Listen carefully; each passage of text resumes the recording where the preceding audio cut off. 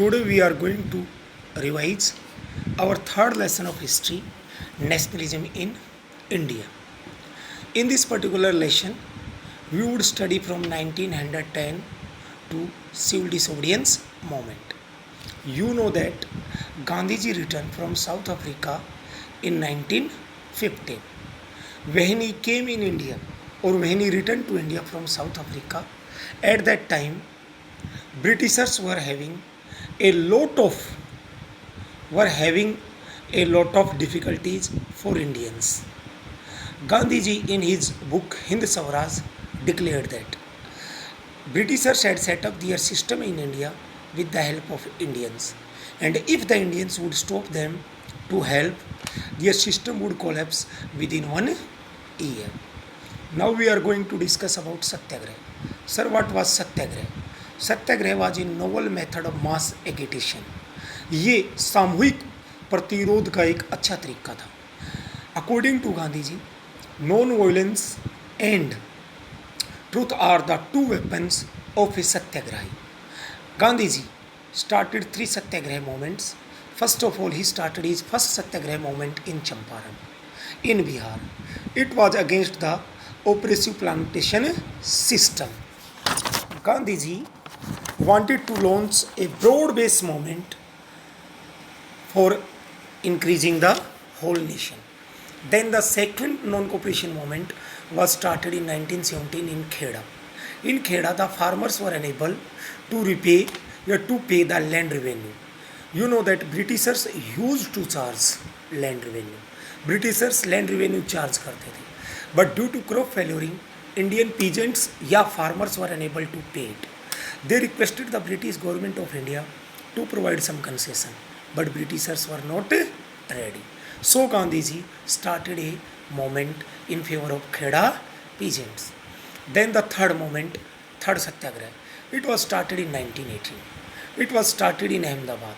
It was started in the cotton mill workers. Due to First World War, the British government of India had decreased the wages of the workers. So Gandhiji started this movement for supporting the cotton mill workers. Then there was non-cooperation movement. Non-cooperation movement was started in January 1920. What were its reasons? Gandhiji wanted to start a broad-based movement जिसके अंदर सभी भारतीय शामिल हो सकें. इसका एक reason था Jallianwala Bagh incident. You know that Jallianwala Bagh incident took place in April 1919. General Dyer ने बहुत सारे निहत्थे लोगों को मरवाया. Second Khilafat issue. First world war में ब्रिटेन और उसके जो साथी थे अलाइज वो जीत गए और तुर्की जिस ग्रुप में था वो वार को लूज कर गया. ये रूमर्स फैल गई कि तो तुर्की का रूलर है जो खलीफा माना जाता था वो पूरी मुस्लिम वर्ल्ड का रिलीजियस लीडर माना जाता था. अब ये रूमर्स फैल गए कि उनके साथ एक हार्श ट्रीटी होने वाली है, इसलिए भारत के मुस्लिम्स ब्रिटिशर्स के अगेंस्ट होंगे. अब हम पढ़ेंगे कि जो सिविल नॉन कोऑपरेशन मूवमेंट था वो कैसे स्टेप्स में चला. सबसे पहले लोगों ने ये डिसाइड किया कि ब्रिटिशर्स के द्वारा दिए गए टाइटल्स हैं, पदवी हैं, वो सरेंडर करेंगे. जैसे रविंद्रनाथ टैगोर जी ने नाइटहुड और सर की उपाधि, महात्मा गांधी जी ने केसरी हिंद की उपाधि त्याग दी. और फिर भी यदि गवर्नमेंट रिप्रेसिव होती है तो बेटा वो लोग सिविल डिसोबीडियंस करेंगे. इट मीन्स वो ब्रिटिशर्स को इंडिया में सपोर्ट नहीं करेंगे. फिर वो civil service, army, police, legislative council, foreign goods हैं उसका बॉयकॉट करेंगे. देन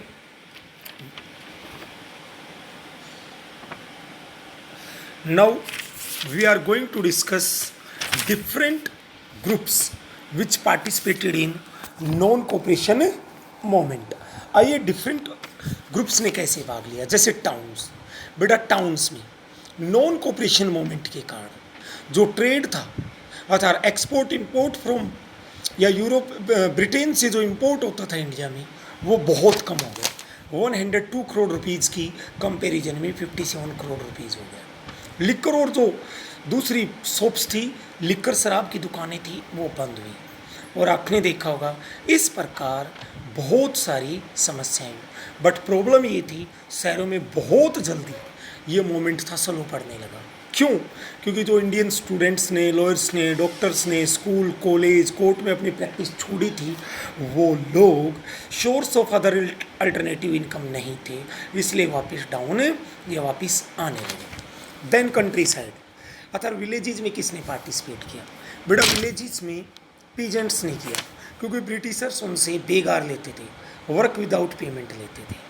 ऐसे ही पीजेंट्स को अवध क्षेत्र में बाबा रामचंद्रा और जवाहरलाल नेहरू ने यूनाइट किया। उन्होंने अवध किसान सभा सेटअप की। वहाँ इनका मूवमेंट तालुकदार्स और लैंडलॉर्ड्स के खिलाफ थे। ये इनसे बेगार ले रहे थे, वर्क विदाउट पेमेंट ले रहे थे। इनके खिलाफ इन्होंने नाई धोबी की कोई सर्विस इनको नहीं देंगी, पंचायत ऑर्गेनाइज करके ये किया, और इन्होंने अक्टूबर 1920 में अवध किसान सभा सेटअप की। देन ट्राइबल पीजेंट्स, कि ट्राइबल पीजेंट्स ने कैसे भाग लिया? बेटा ट्राइबल पीजेंट्स ऑलरेडी पहले ही परेशान थे, क्योंकि फॉरेस्ट को रिजर्व कर दिया गया था, फॉरेस्ट में वो एंट्री नहीं कर सकते थे। ऊपर से जब रोड बनने लगी तो उनसे बेगार ली गई। दूसरा, फॉरेस्ट एरिया बंद हो गए थे, इसलिए उन लोगों ने बेटा उनके ऊपर ब्रिटिशर्स पे हमला किया, गुरिल्ला वारफेयर अडोप्ट किया, छुपकर हमला किया। देन प्लांटेशन वर्कर्स के यहाँ पे इनलैंड इमिग्रेशन एक्ट 1859 था। उसके अकॉर्डिंग कोई भी वर्कर विदाउट परमिशन लीव करके नहीं जा सकता था अपने घर के लिए। कोई विदाउट हॉलीडे या विदाउट छुट्टी सैंक्शन के नहीं जा सकता था, और ये छुट्टियां बहुत रेयरली मिलती थी।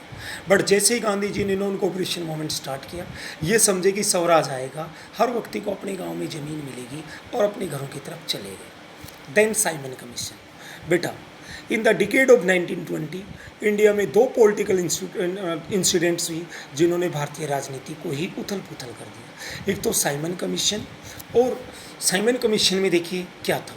साइमन कमीशन में 7 मेंबर्स थे। सर जॉन साइमन इसका हेड था। इसमें कोई भी इंडियन मेंबर नहीं था, इसीलिए भारतीय लोगों ने इसका बायकॉट किया।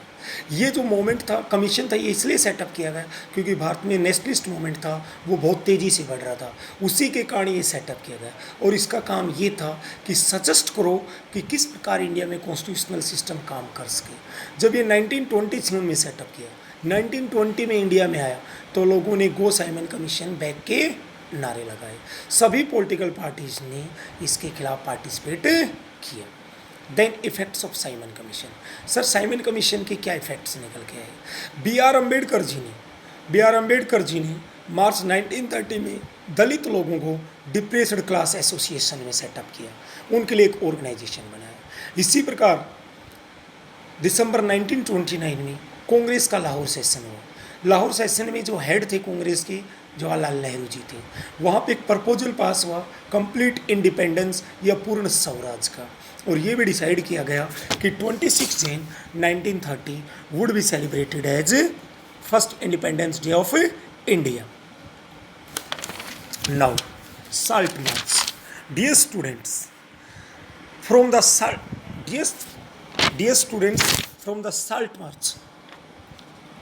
The salt march we consider the starting of the civil disobedience movement। Salt एक ऐसी चीज़ थी जो कि गरीब और अमीर सभी इक्वली यूज करते थे। जनवरी 31, 1930 को गांधी जी ने भारत में वाइसराय लॉर्ड इरविन को एक लेटर लिखा, दैट वाज हैविंग 11 डिमांड्स। ये डिमांड्स डिफरेंट टाइप की थी, कुछ कॉमन थी, कुछ स्पेसिफिक थी, ताकि सभी प्रकार के लोग इसमें इंक्लूड किए जा सकें। और उनको कहा गया कि 11 मार्च 1930 तक इनको पूरा किया जाए, otherwise Gandhi ji civil disobedience movement start करेंगे। बट ब्रिटिशर्स ये डिमांड मानने को तैयार नहीं थे, इसलिए 12 मार्च 1930 को गांधी जी ने सिविल डिसोबीडियंस मूवमेंट स्टार्ट किया। और ये जो डांडी मार्च स्टार्ट हुआ 12 मार्च 1930 को गुजरात के साबरमती आश्रम से, जो कि गुजरात के कोस्टल टाउन डांडी में 6 अप्रैल 1930 को पहुँचे वहाँ पे गांधी जी। इनके साथ 78 इनके डेड स्पोर्टर्स थे, बिल्कुल इनमें विश्वास करने वाले लोग थे, और बेटा 240 माइल्स से ये चले। साल्ट मार्च में गांधी जी ने बेटा वहाँ पहुँच के साल्ट बनाया, समुद्र के पानी को बॉयल किया, और 6 अप्रैल 1930 को साल्ट लॉ तोड़ दिया। इसके इफ़ेक्ट्स क्या थे? पूरे देश में इसको एज ए सिंबॉलिक माना गया और साल्ट बनाया गया।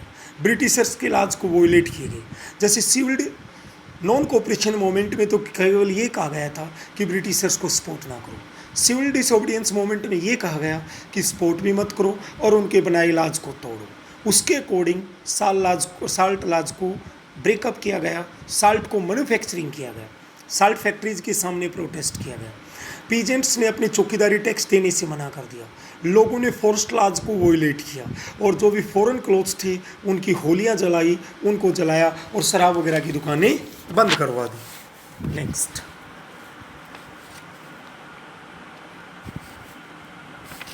Now we are going to discuss government's response about या अगेंस्ट सिविल डिसोबीडियंस मूवमेंट।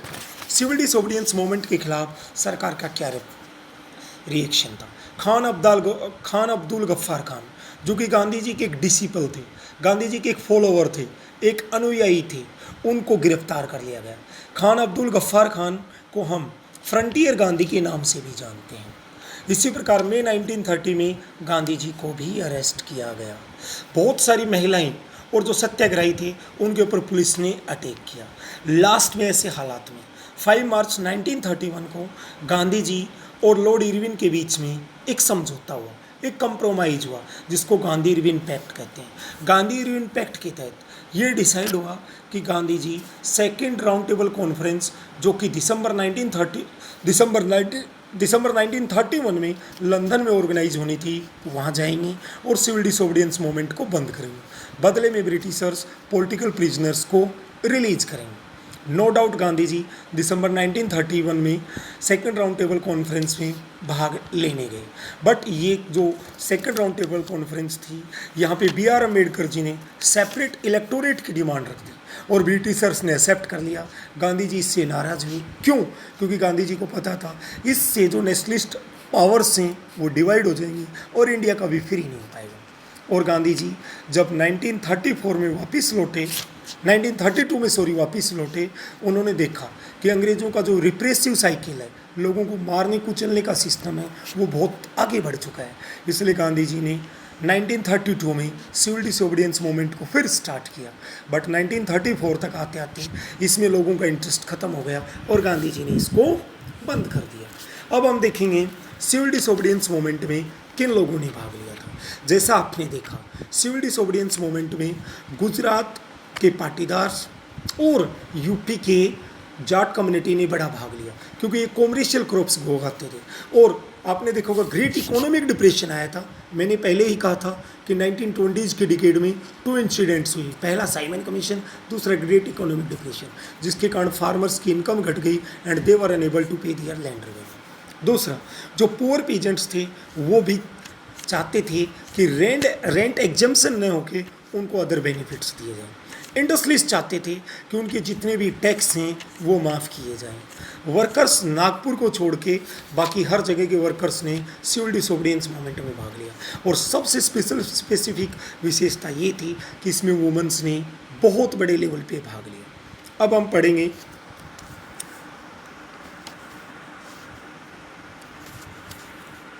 हम पढ़ेंगे causes of failure of civil disobedience movement. Civil disobedience movement क्यों असफल हुआ? जैसे सेकंड राउंड टेबल कॉन्फ्रेंस थी वो असफल हुई, मिलिटेंट एक्टिविटीज़ बढ़ गई थी, बहुत सारे पीजेंट्स क्लास के लोग, बिजनेस क्लास के लोग थे, वो मूवमेंट में भाग नहीं लेना चाहते थे, इंडस्ट्रियल वर्कर्स ने पार्टिसिपेट नहीं किया, दलित लोग भी कांग्रेस, लंबे समय तक दलित की डिमांड को कांग्रेस ने शामिल नहीं किया क्योंकि कांग्रेस अपर क्लास से डरती थी। बहुत सारे मुस्लिम्स ने भी भाग नहीं लिया। क्यों? क्योंकि मुस्लिम लोगों को जो फर्स्ट वर्ल्ड वॉर में खिलाफत मूवमेंट को इंक्लूड किया गया था, वो खिलाफत मूवमेंट गांधी जी ने जब नॉन कोऑपरेशन मूवमेंट को 1922 में बंद किया था तो उनसे कोई सलाह मशविरा नहीं मिलाया था और पीजेंट्स की डिमांड्स भी पूरी नहीं हुई थी। देन लास्ट कि हमारे यहाँ पे कलेक्टिव सेंस ऑफ बिलोंगिंगनेस को डेवलप करने के लिए कैसे सहारा लिया गया। पहले जैसे फोक सॉन्ग्स और फोकलोर्स का सहारा लिया गया, जैसे रविंद्रनाथ टैगोर ने वंदे मातरम लिखा, नतेशा शास्त्री जी का रोल रहा, भारत माता जी की इमेज बनाई गई रविंद्रनाथ टैगोर जी के द्वारा, बंकिम चंद्र चटर्जी ने वंदे मातरम लिखा, रविंद्रनाथ टैगोर ने हमारे नेशनल एंथम लिखा। फ्लैग्स को भी डिवाइज किया गया, स्वराज फ्लैग बनाया गया जिसके रेड और ग्रीन कलर्स थे। गांधी जी ने स्वदेशी मूवमेंट में